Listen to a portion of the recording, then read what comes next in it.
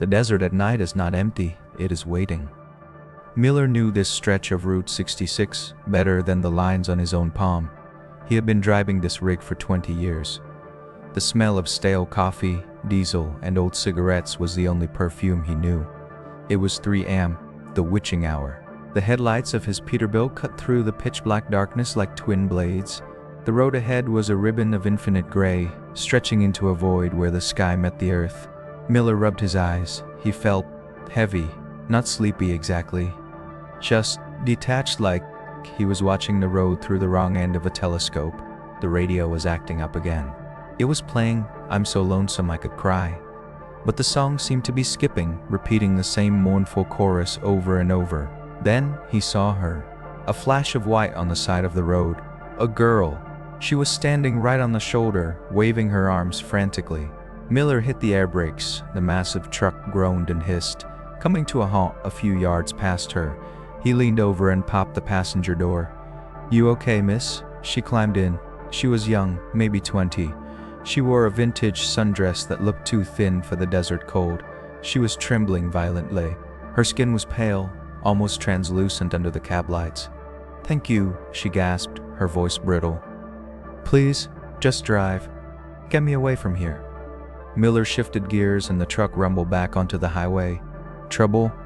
A crash?" she whispered, staring straight ahead at the dark road. "Back there, my car. It flipped. There was so much noise, and then silence." Miller frowned. He checked his mirrors. "I didn't see any wreck back there, miss, and I've been watching the road."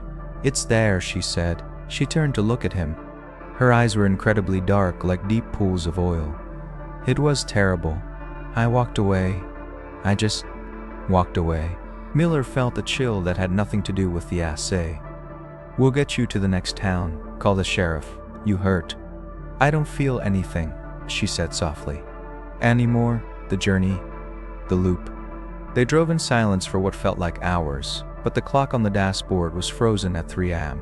Miller tried to make conversation, but his memories felt slippery. "Where are you headed?" he asked. "Home," she said. "Where's home?" "The end of the road." He looked out the window. The landscape was repeating. The same cactus, the same broken billboard advertising a motel that closed in the 50s. Pass, pass, pass. "Do you believe in fate, Miller?"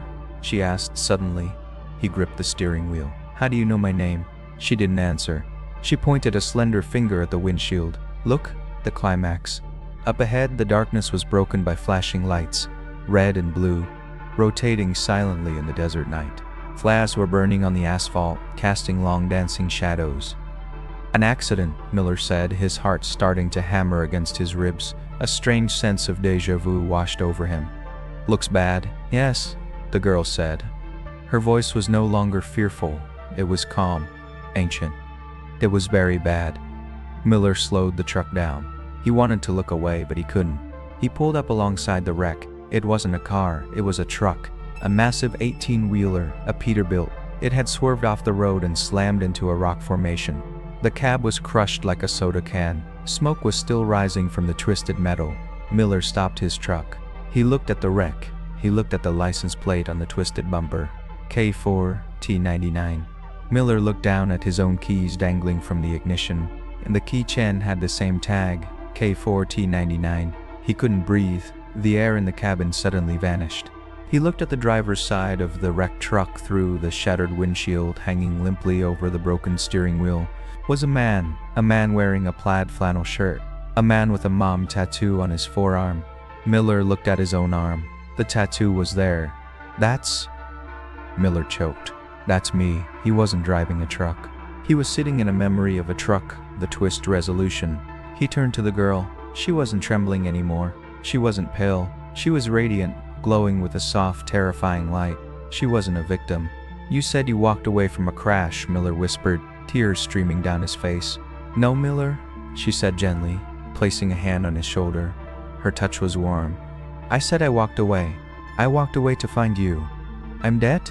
"Since 3 a.m., she confirmed. "You fell asleep at the wheel. It was instant, you didn't feel pain. But I picked you up. I've been driving. You've been driving this mile for a long time, Miller. You couldn't let go, you wouldn't pull over." She smiled. and it was the saddest, kindest smile he had ever seen. "I'm not the hitchhiker, Miller. I'm the guide." Miller looked back at his body in the wreck. It looked so lonely out there in the cold desert. Then he looked at the road ahead. The asphalt didn't lead to the next town anymore. It led upward, dissolving into the stars. "Is it far?" he asked. "No," the girl said. "The hard part is over. The long haul is done." Miller nodded. He took his hands off the Phantom's steering wheel for the first time in 20 years. "Okay," he said. "Let's go home." He closed his eyes. The truck, the road, and the wreck faded into mist. The desert was empty again, silent, waiting.